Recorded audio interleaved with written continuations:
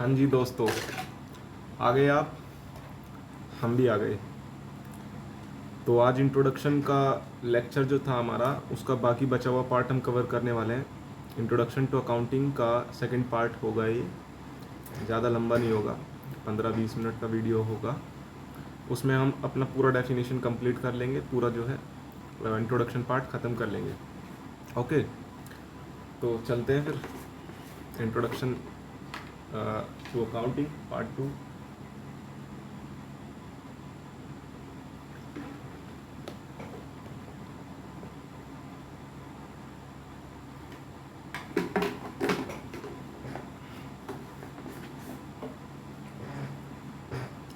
Let's get started.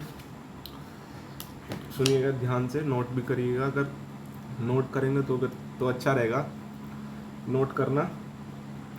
बाकी PDF अगर किसी को चाहिए तो कमेंट में मांग लीजिएगा, नोट्स ये मिल दे दूंगा मैं। बाकी खुद से नोट करते हैं, अगर हम अपने हाथों से खुद से लिखते हैं वो सबसे बेस्ट होता है। ठीक है, चलो स्टार्ट करते हैं। इंट्रोडक्शन टू अकाउंटिंग का दूसरा पार्ट है ये, और हम इसको कंटिन्यू करने वाले हैं। लास्ट टाइम तक हमने पढ़ा था measuring, collecting, recording, classifying, summarising. आगे पढ़ने वाले हम। ठीक है, ये मेजरिंग है ना, जो मेजरिंग है इसको हम इस तरीके से भी लिख सकते हैं, वन में ही। थोड़ा सा एक मिनट रुक जाओ बस। चलिए, वन में यहाँ पे आइडेंटिफाइंग एंड मेजरिंग, ये मतलब पूरा वन है, पूरा कलेक्टिवली ये वन है।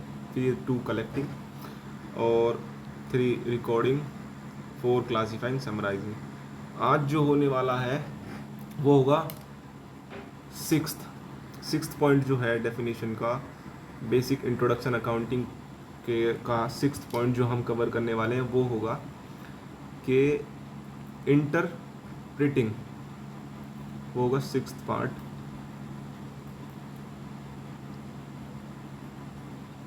इंटरप्रिटिंग क्या है? इंटरप्रिटेशन जो होता है, इंटरप्रिटेशन हम बोलते हैं, वर्ड आपने सुना भी होगा इंटरप्रिटेशन। ये वही उससे ही आया इंटरप्रिटिंग। इंटरप्रिटिंग क्या है कि जब आपने समराइज करा तो तब आपने क्या करा, ट्रायल बैलेंस से उठाकर जो क्या कहते हैं, लेजर्स से उठाकर ट्रायल बैलेंस में, खातों से उठाकर जो ट्रायल बैलेंस में लेकर आए आप।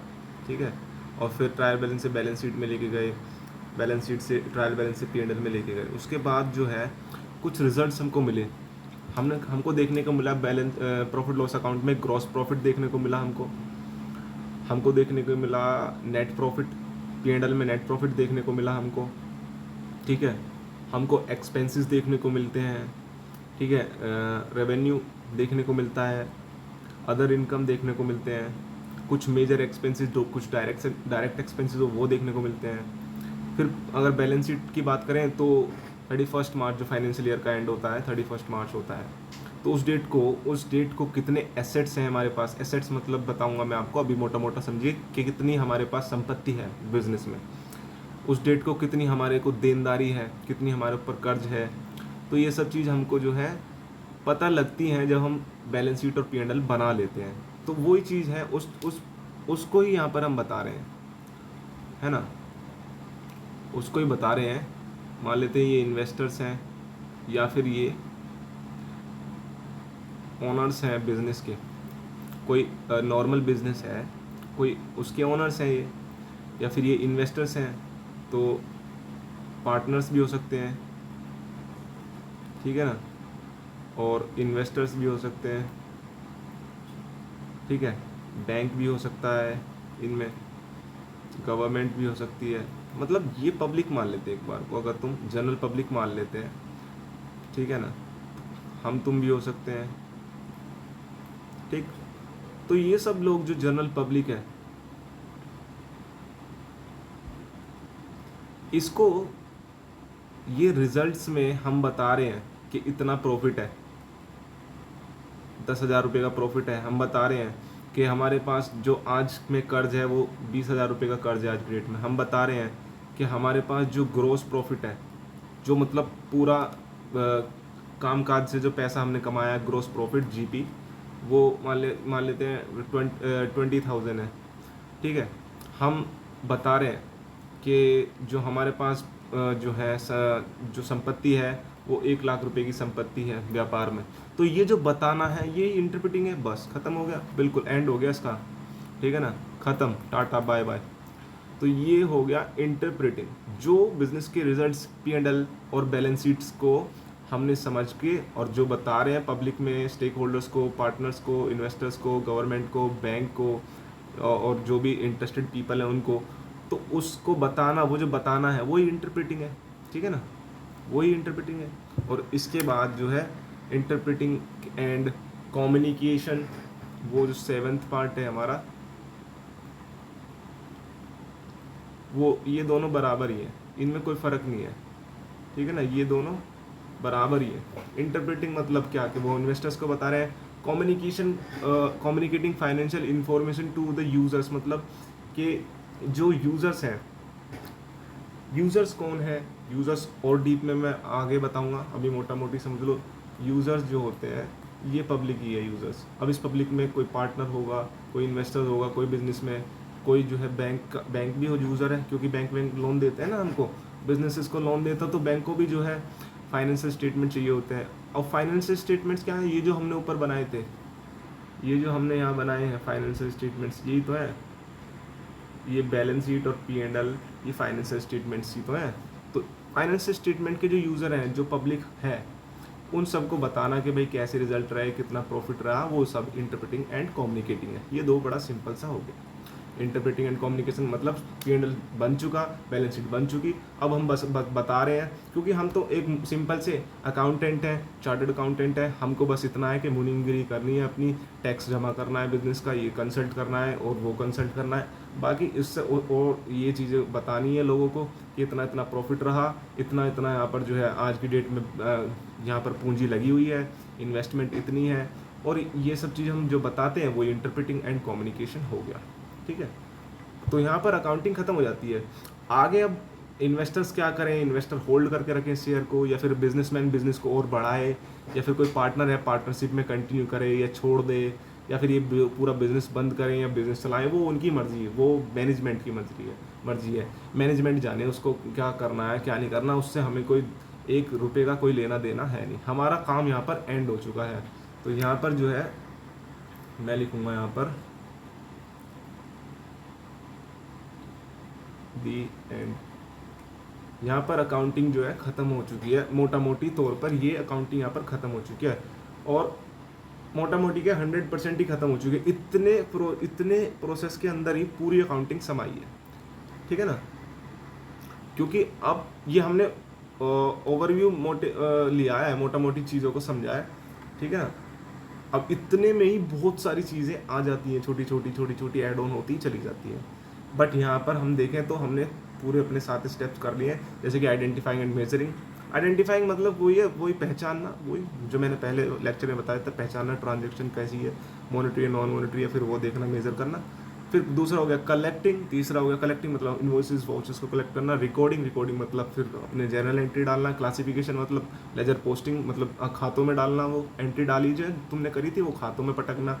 फिर क्लासिफिकेशन कर दिया, क्लासिफिकेशन समराइजिंग मतलब जो खातों में डाला था, जो खातों में बैलेंस बचा है वो उठा के तुमने ट्रायल बैलेंस में पटकना है, और ट्रायल बैलेंस से बैलेंस शीट और P&L में पटकना है। वो समराइजिंग हो गया इतने में।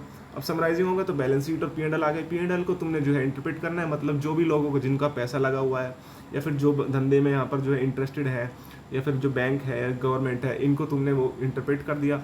इंटरप्रेट कैसे होगा, इंटरप्रेट के हम सबको ज़्यादा के बताएंगे नहीं, उसको जो है ना नोट्स टू अकाउंट्स में डालते हैं। नोट्स टू अकाउंट मतलब एक जो है सेक्शन होता है फाइनेंशियल स्टेटमेंट में ही, उसमें जो है तुम्हारा लिखा जाता है कि इसका मतलब ये है, यहाँ पर ये चीज़ हुई थी, ऐसे ऐसे पैसा आया है, फिर ये खर्चा ज़्यादा हुआ है इस बार और इस वजह से खर्चा हुआ है, या फिर इस बार आग लग गई थी प्लांट में इसलिए हमारा लॉस हो गया।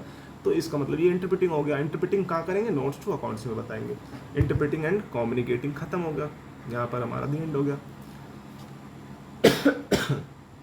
अब यहाँ पर जो है जो फाइनेंशियल स्टेटमेंट जिसने बनाए हैं उसका इतना काम है, मुनीम का, अकाउंटेंट का। चार्टर्ड अकाउंटेंट तो और भी बहुत चीज़ें करते हैं, बट जो मोटा मोटी जो अकाउंटेंट है, जो खाते बना रहा है, जिस जो भी रिस्पॉन्सिबल पर्सन है, उसका यहाँ पर काम खत्म हो चुका है। आगे इन इन इन चीज़ों को, जो फाइनेंशियल स्टेटमेंट्स है, इन चीज़ों को समझेगी, इन चीज़ों के एनालाइज करेगी मैनेजमेंट, और फिर डिसीजन मेकिंग करेगी, वो अलग चीज़ है, उससे हमारा लेना देना है नहीं कुछ भी अभी। तो समझ गए आप। पर अब आपको नॉलेज आ चुकी है कि अच्छा शुरुआत कहाँ से हुई, हमारा ख़त्म कहाँ से हुआ, और आगे क्या काम होगा, वो मैनेजमेंट क्या करेगा, वो मैनेजमेंट जाने। ठीक है ना, क्योंकि आगे भी जो होगा वो एनालाइज होंगे। फिर अगर मान लेते हैं कोई बिजनेस है और उसमें लगातार 3-4 साल से लॉसेज आ रहे हैं, प्रॉफिट नहीं आ रहे, और आगे भी फ्यूचर में भी जो है मैनेजमेंट ने एनालाइज करा है कि भाई लगातार पिछले 3 सालों से तो लॉस है, और फ्यूचर में भी कोई लग नहीं रहा कि इसमें प्रॉफिट आएंगे। ठीक है, तो हो सकता है वो उस यूनिट को बंद करने का सोचें, या फिर उस यूनिट में कुछ ना कुछ नया प्रोडक्ट लाने का सोचें, जिससे कि यहाँ प्रॉफिट बनाए जा सके। ठीक है, तो वो मैनेजमेंट का काम है। हम तो अकाउंटिंग पढ़ रहे हैं, तो अकाउंटिंग पर देखते हैं, फोकस करते हैं। तो यहाँ पर इतनी बात तो हो गई कि ये डेफिनेशन होगी हमारी कंप्लीट। तो अब मैं पूरी डेफिनेशन लिखता हूँ, और आप उसको एक झटके में याद कर लोगे।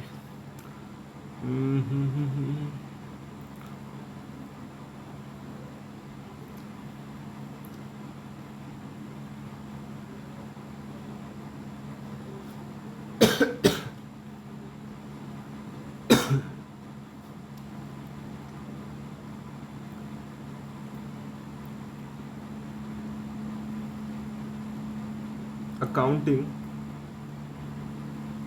is an art. Accounting is an process. Management वाली डेफिनेशन याद आ रही है। Accounting is an process. Accounting is an process of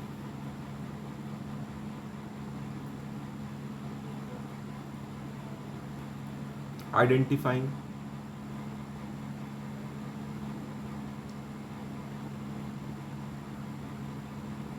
measuring,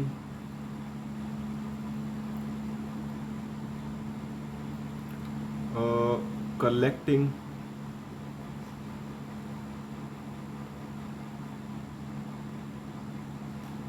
recording,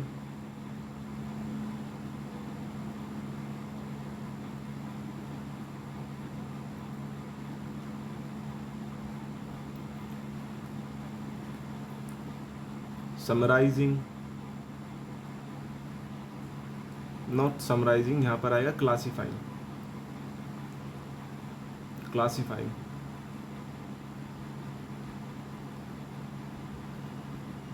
classifying,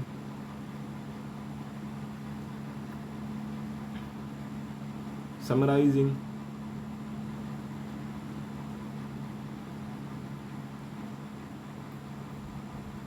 summarising,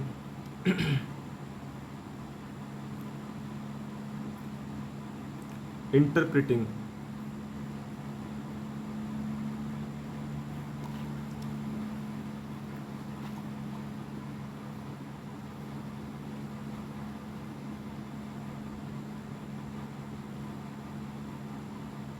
interpreting, इसको डेफिनेशन को जरूर याद रख करना, एंड कम्युनिकेटिंग।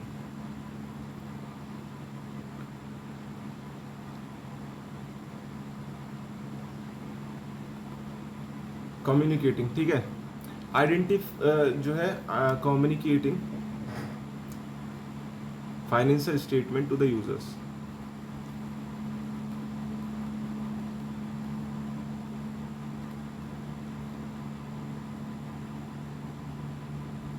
इसको जरूर से याद करना, ये बहुत, अब देखो काउंटिंग पढ़ने जा रहे हो तो याद तो करनी चाहिए। ये चीज़ें तो होती हैं जो एक डिफरेंट, एक कॉम्पिटिटिव एडवांटेज देती हैं। हमें डेफिनेशन तक याद है अकाउंटिंग की, तो ये तो चीज़ें होती हैं कि जो अलग बनाती हैं और नॉर्मल लोगों से, तो ज़रूर याद करनी चाहिए।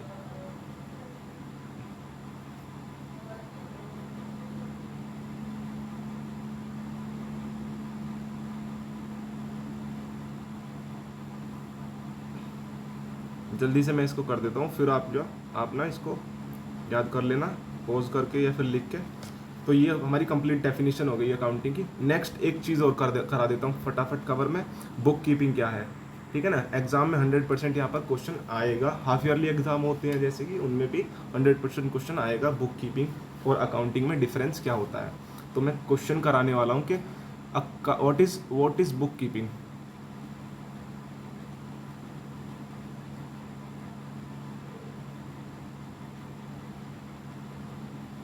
ठीक है, what is book keeping.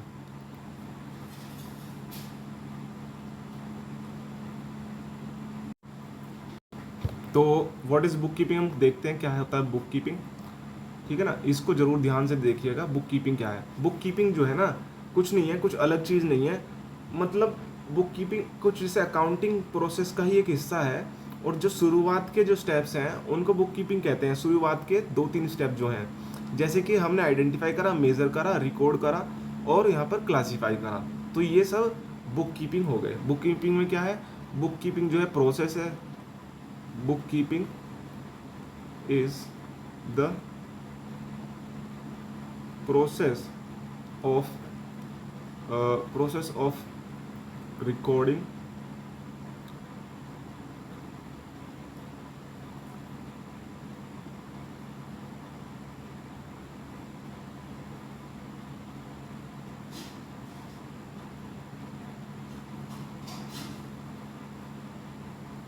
bookkeeping is the process of recording transaction and posting, या फिर यहाँ लिखो and their classification।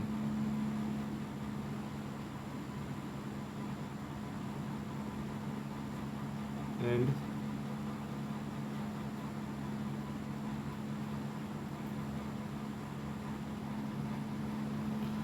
तो book keeping is the process of recording and there classification. क्या किस चीज़ का प्रोसेस है, रिकॉर्डिंग का और क्लासिफिकेशन का, सिस्टमेटिक मैनर में। सिस्टमेटिक मैनर छोड़ दो यहाँ पे, जो है फिर बर्डन एक तो जो है बॉदरिंग हो जाएगी। सिस्टमेटिक मैनर जरूरत नहीं है इसकी, कोर चीज़ें समझो, मेन चीज़ समझो, फालतू का बर्डन मत लो। इंग्लिश तुम याद करने लेना किताबों में, जो समझने वाली बात है वो समझो, यही चीज़ तुम्हें हेल्प करेंगी फटाक से चीज़ों को याद करने में। सिस्टमेटिक प्रोसेस तो ऑब्वियसली सिस्टमेटिक प्रोसेस में ही होना ही है काम, जो प्रोसेस है तो वो सिस्टमेटिक प्रोसेस में होना ही है। कोई ऐसा थोड़ी ना कि क्लासिफिकेशन कर रहे हैं पर अपने हिसाब से कर रहे हैं, कि ऐसा हो ही नहीं सकता। तो वो तो ऑब्वियसली बात है, उसको तो अलग से मैं कुछ बताने वाला नहीं हूँ कि सिस्टमेटिक प्रोसेस, ऑब्वियसली सब कुछ सिस्टमेटिक प्रोसेस में ही होना है, तो वो तो इंग्लिश है बस केवल। तो बुक कीपिंग जो है, बुक कीपिंग हमारी प्रोसेस है। कौन सा प्रोसेस है, काय का प्रोसेस है, वो है रिकॉर्डिंग का और क्लासिफिकेशन का। तो ये तो हमने अकाउंटिंग की डेफिनेशन में देखा था, हाँ बिल्कुल वही है। अकाउंटिंग की डेफिनेशन में जो तो देखा था क्लासिफिकेशन, रिकॉर्डिंग और क्लासिफिकेशन, ये बिल्कुल वही है। इसके अंदर जो अकाउंटिंग के शुरुआत के पहला स्टेप, दूसरा, तीसरा और चौथे, ये 4 स्टेप है। यहाँ तक जो है क्या है, बुक कीपिंग है। और फिर इसके बाद का 5वां, 6वां और 7वां, ये क्या है, अकाउंटिंग। हालांकि ये टोटल मिला के भी है अकाउंटिंग ही, पर इस तरीके से ही हम इसे बोला जाता है कि बुक कीपिंग जो जहाँ पे ख़त्म हो रही है वहाँ से अकाउंटिंग स्टार्ट हो रही है, इस पॉइंट से, इस पॉइंट से, ये वाला पॉइंट जो है, यहाँ से बुक कीपिंग ख़त्म हुई है और यहाँ से अकाउंटिंग स्टार्ट हुई है। ठीक है ना, यहाँ से बुक कीपिंग ख़त्म हुई है, यहाँ पे अकाउंटिंग स्टार्ट हुई है। ओके, तो जहाँ पे बुक कीपिंग ख़त्म होती है ऐसा बोलते हैं accounting starts from where bookkeeping ends. तो जहाँ अकाउंटिंग स्टार्ट होती है वहाँ से बुक कीपिंग ख़त्म हो जाती है। तो बुक कीपिंग का क्या है, book keeping the process of recording transaction and classifying them in a systematic manner. और उसके अंदर हम ये 4 स्टेप लिखते हैं कि बुक कीपिंग में, अभी जैसे मैंने बताया 1 2 3 4, मैं यहाँ पे जो है आप लिख लेना, या फिर मैं एक बार फटाक लिखवा देता हूँ, फिर वीडियो को क्लोज करते हैं। जैसे कि पहला था हमारा आइडेंटिफिकेशन, दूसरा था मेजरिंग, तीसरा था रिकॉर्डिंग और चौथा था क्लासिफिकेशन। ठीक है, चौथा क्लासिफिकेशन। तो ये सब मिला के क्या हुआ,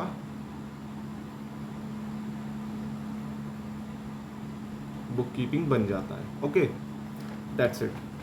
बुक कीपिंग में बस इतना रखना, बुक कीपिंग कुछ अलग से नहीं है तो अकाउंटिंग का हिस्सा। बस शुरू के 4 स्टेप्स जो होते हैं वो बुक कीपिंग के अंदर आते हैं, और बुक कीपिंग जहाँ से खत्म होती है वहाँ से फिर हमारा समराइजेशन स्टार्ट होता है। समराइजेशन मतलब समराइजेशन हो गया तुम्हारा, और फिर उसके बाद तुम्हारा इंटरप्रेटिंग एंड कम्युनिकेशन।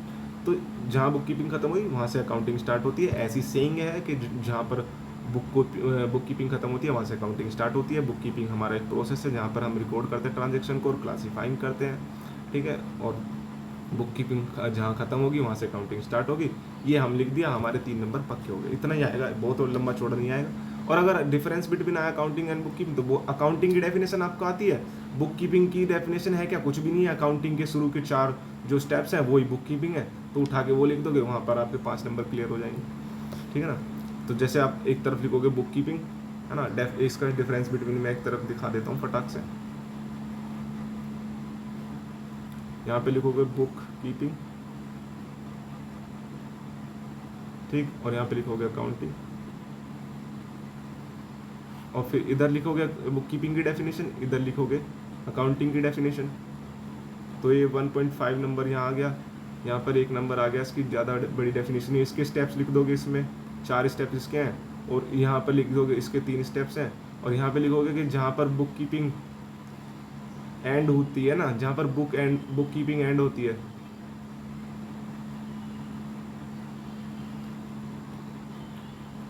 जहाँ पर बुक कीपिंग एंड होती है वहाँ अकाउंटिंग स्टार्ट होती है।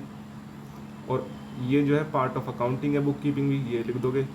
तो यहाँ पर एक तरीके से आप इस तरीके से लिख दोगे, क्योंकि आपको बुक कीपिंग की भी डेफिनेशन आती है, अकाउंटिंग की डेफिनेशन है, अकाउंटिंग की डेफिनेशन बुक कीपिंग की डेफिनेशन लिखनी है, और 1-2 सेंटेंस लिखने हैं कि यहाँ पर ये जो बुक कीपिंग है यहाँ खत्म होगी, तो वहाँ पर दूसरी तरफ अकाउंटिंग स्टार्ट हो जाएगी। और दूसरी तरफ बुक कीपिंग लिख दो, बुक कीपिंग भी अकाउंटिंग का ही पार्ट है।